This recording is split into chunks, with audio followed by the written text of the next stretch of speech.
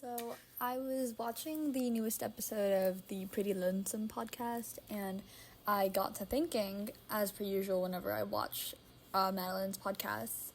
Her newest podcast was about boundaries, speaking out, attention seeking, and I kind of wanted to talk about that as well because, as somebody who has been friends with a multitude of people, some who people please, some who crave attention and validation and tend to be pretty obnoxious, with it, I guess. And people who are just straight up pathological liars, I kind of have gotten to know the difference and learned a few things about, the importance of actually attention seeking. So, I think attention seeking obviously is, put on a bad pedestal. It's demonized because everyone associates attention seeking with pick-me's and whatever, just people who want attention, people who crave attention. But in some cases, more often than not, attention seeking is actually a cry for help, because it gets to the point where nobody around you is listening, so you have to force them to listen to you. You have to do something or constantly talk about it because no one's listening to you. And I think it can be really detrimental to some people's mental health, because what are you gonna do if nobody listens to you?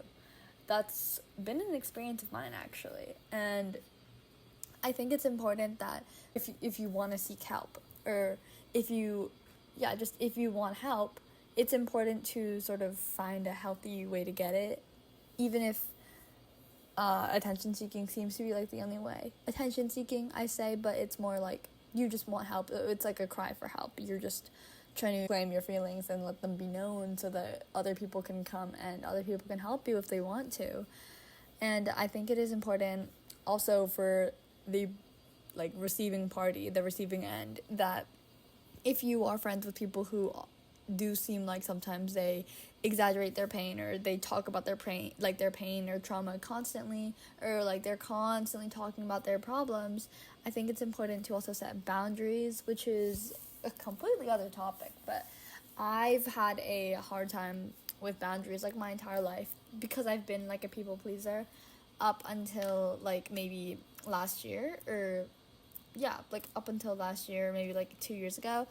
Fully just listen to myself and cut basically everyone out of my life.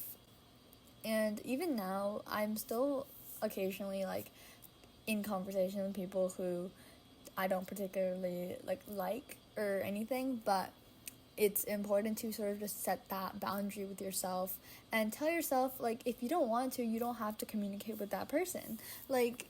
Especially because I'm in high school, I only have a full year left until I graduate. So it's what's the point of putting all this effort, all this stress on a relationship?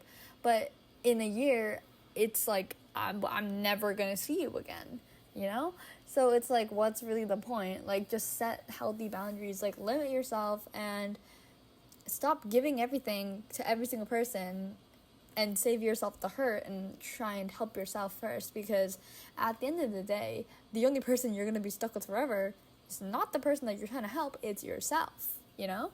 And I think that was a very important lesson that I learned after I started prioritizing myself, not in a selfish way, but just in a way that I needed to, because I hadn't put a single thought or an ounce of energy into myself because I was too busy helping other people. I think it is really, really helpful to try and set those boundaries and learn your limits, I guess.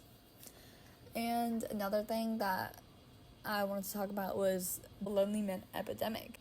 I don't actually think men are inherently lonelier than women. I just think I don't know if I necessarily agree with all the things I've been seeing about this one, because in my experience, I get hung up on everything.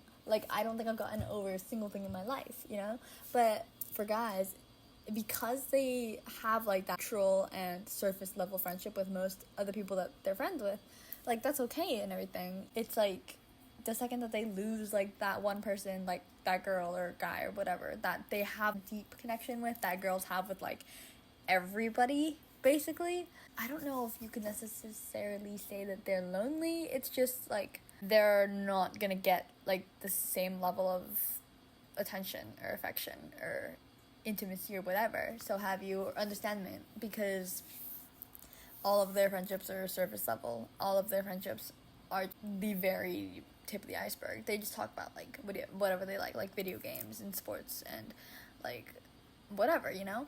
But then for girls, I guess it's different, because for like the typical average teenage girl, you have a circle, like an inner circle of people, and you have that deep sort of connection with all those people in your little inner circle. You may not have it with everyone, but you have it with like, you have at least one friend who you have like a deep connection with. And after you break up with your partner, it's like, okay, yeah, but then I get the same thing that I was getting from him, just without the actual like relationship stuff, like the kissing and whatever, you know?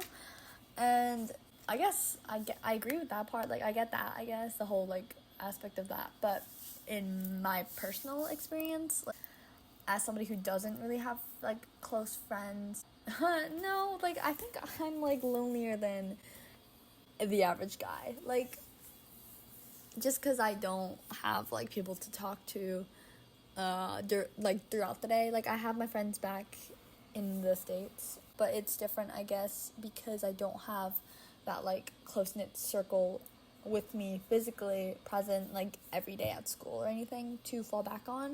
And that becomes a bit difficult, because then after my first breakup, it's like he was kind of like the one person that I could fully talk to, because like I had no one else to talk to. And then it's like after we broke up, it's like, then who do I talk to now? But then I kind of just remembered, like, I can always talk to my journal, you know? Like, this is why I began recording these videos, because I don't want to have to fully rely on somebody to be able to share my feelings and like my utmost like inner thoughts and all my emotions, because I know myself better than anyone else could possibly ever know me. And it's like, if I just make my feelings known, then I can probably figure it out. I can, like, at least it's out there, you know, for me to just look back on and reflect on if I need to. And it's out there and I got it off my chest, and it's kind of the same thing as talking about it, because I'm not necessarily saying these things to a person to get advice. I'm just saying it because I want to tell someone, you know? And that kind of links back to the whole, like, attention seeking, cry for help. I think it's totally valid that if you're struggling or if you're going through something, you are gonna want help. You're gonna want to seek help, and you're gonna want attention, and you're gonna want, like, that feeling of, like, oh, it's okay, like, you're valid, your feelings are valid, whatever you're going through, it's valid, you know? Because I've been there. And because some people don't have access to, like, that support system, like me, for example, it's like, yeah, the only sort of thing you can do is just cry for help and just attention seek, I guess, in a way. And other times, though, the other extreme of the spectrum is that they're just doing it because they want the attention, you know? So obviously you have to, like, kind of be careful and, like, look out for, like, the signals that you're getting from whoever is talking, whoever is, like, saying these things, and just make sure that you can, like, trust your gut, you know? Just, if you think it's real, then, like, why not just, like, reach out and help them? But it's, like, you never know, I guess, like, with, like, intentions and, like, what they're trying to gain from doing that. But yeah, that was just something I wanted to talk about, because, like, seek out the attention, like, stand up for yourself, speak out if you feel a certain way, but don't make it to the point where it sounds whiny, because then no one's gonna want to help you. And I say that as somebody who's been in, like, both sides of that situation. But yeah.